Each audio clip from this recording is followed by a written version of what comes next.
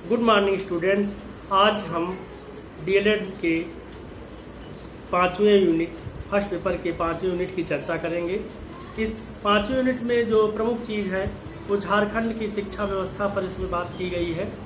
तो सबसे पहले हम झारखंड में शिक्षा की स्थिति पर चर्चा करेंगे। तो जैसा कि आप जानते हैं कि झारखंड राज्य में साक्षरता दर 66.41% है और यह 2011 की जनगणना के अनुसार है। राज्य में पुरुष साक्षरता दर 76.84% तथा महिला साक्षरता दर 55.42% है। इस प्रकार ये कहा जा सकता है कि जो झारखंड की साक्षरता दर है वो जो नेशनल जो लिटरेसी रेट है उससे काफ़ी कम है। कुल साक्षरता दर जो कि अपने देश की साक्षरता दर 73% है, इसको अगर ध्यान में रखते हैं तो हमको यह एहसास होगा कि झारखंड में साक्षरता दर बहुत कम है और पूरे देश में साक्षरता के हिसाब से इसको 32वां स्थान प्राप्त है। अब इसके अलावा हम झारखंड के शिक्षण संस्थानों की बात करेंगे तो झारखंड में 21,386 विद्यालय और 6 विश्वविद्यालय हैं। झारखंड में 21,386 यहाँ 21,386 विद्यालय और 6 विश्वविद्यालय हैं। इसके अतिरिक्त यहाँ इंडियन स्कूल ऑफ माइंस, व्यापार एवं प्रबंधन संस्थान, केंद्रीय खनन शोध संस्थान स्थित है। इसके अतिरिक्त जो शिक्षण संस्थान उनकी चर्चा हम करते हैं। सबसे पहले हम विश्वविद्यालयों की चर्चा कर लेते हैं। तो सबसे पहला है रांची विश्वविद्यालय रांची, दूसरा सिद्धू कान्हू विश्वविद्यालय दुमका, तीसरा विनोबा भावे विश्वविद्यालय हजारीबाग और चौथा विनोद बिहारी महतो कोयलांचल विश्वविद्यालय धनबाद, पांचवा बिरसा कृषि विश्वविद्यालय रांची और छठवां बिरला प्रौद्योगिकी संस्थान मेसरा रांची। ये तो विश्वविद्यालय है। इसके अतिरिक्त यहाँ पर कुछ महत्वपूर्ण शिक्षण संस्थाएं हैं जो शिक्षा से जुड़ी हुई हैं, जैसे राष्ट्रीय धातु कर्म प्रयोगशाला जमशेदपुर, राष्ट्रीय धातु कर्म प्रयोगशाला जमशेदपुर, राष्ट्रीय खनन शोध संस्थान धनबाद, भारतीय लौह शोध संस्थान रांची, जेबीआर प्रबंधन संस्थान। अब देखिए हम चर्चा करेंगे कि झारखंड में कौन कौन सी शिक्षा योजनाएं चल रही हैं। तो इसमें जितनी भी शिक्षा योजनाएं हैं झारखंड में नेशनल जो गवर्नमेंट द्वारा या जो भारत सरकार के द्वारा चलाई जा रही शिक्षण जो भारत सरकार के द्वारा चलाई जा रही योजनाएं हैं वो तो हैं ही।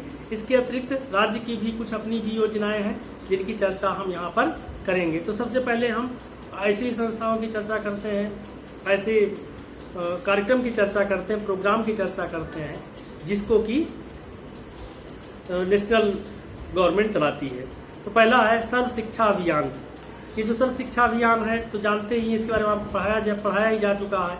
ये वित्तीय भागीदारी इसकी 50% है। 50% इसकी वित्तीय भागीदारी केंद्र सरकार की है, 50 राज्य सरकार की है। यह पूरे प्रदेश में चलाया जा रहा है। उसके उपरांत जो मध्याह्न भोजन योजना या मिड डे मील जिसको बोलते हैं, मिड डे मील बोलते हैं, शार्ट में MDM भी बोलते हैं, यह भी निःशुल्क अनाज आपूर्ति केंद्र सरकार इसकी करती है।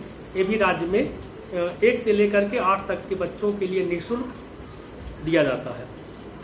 इसके अतिरिक्त जो राज्य सरकार द्वारा केंद्र सरकार द्वारा चलाई गई योजनाएं हैं उसमें कस्तूरबा गांधी बालिका आवासीय विद्यालय KGBP ये जुलाई 2004 में शुरू किया गया था, पूरे देश में शुरू किया गया, उसी समय यहाँ भी शुरू किया गया। इसका जो शेयर है वो राज्य सरकार का इसमें 25% शेयर है और केंद्र सरकार का इसमें 75% शेयर है। फाइनेंशियल शेयर केंद्र सरकार का 75% है और राज्य सरकार का 25% है। इसमें 75% सीटें इसमें अल्पसंख्यक, OBC, SC और ST के लिए रिजर्व की गई हैं, लेकिन 25% सीटें अत्यंत गरीब लोगों के लिए जो आर्थिक रूप से गरीब हैं उनके लिए इसमें रिजर्व है।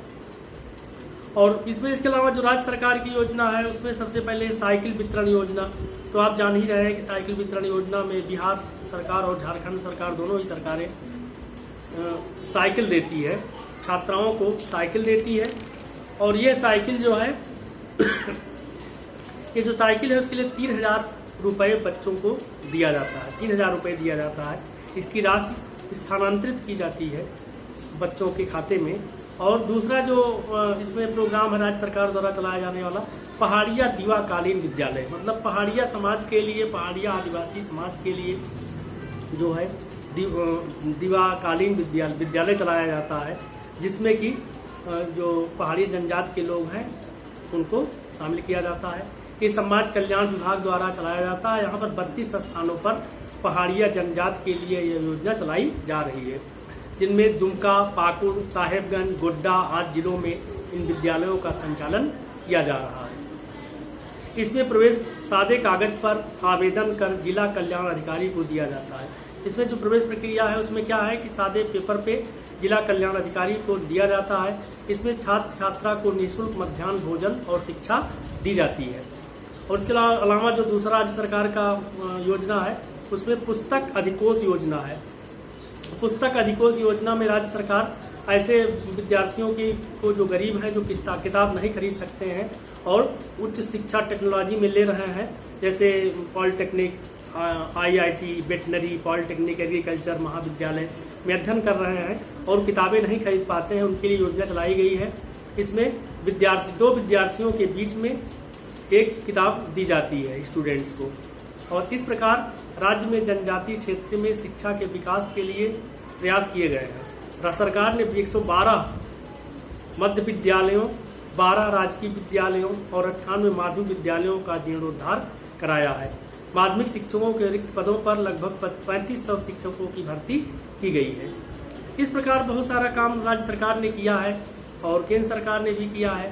राज्य में 12 राजकीय पॉलिटेक्निक विद्यालयों में केवल 2 महिलाओं के लिए है। इस प्रकार हम कह सकते हैं कि महिलाओं के लिए और विद्यालय खोले जाने की ज़रूरत है। तो धन्यवाद, आज इतना ही।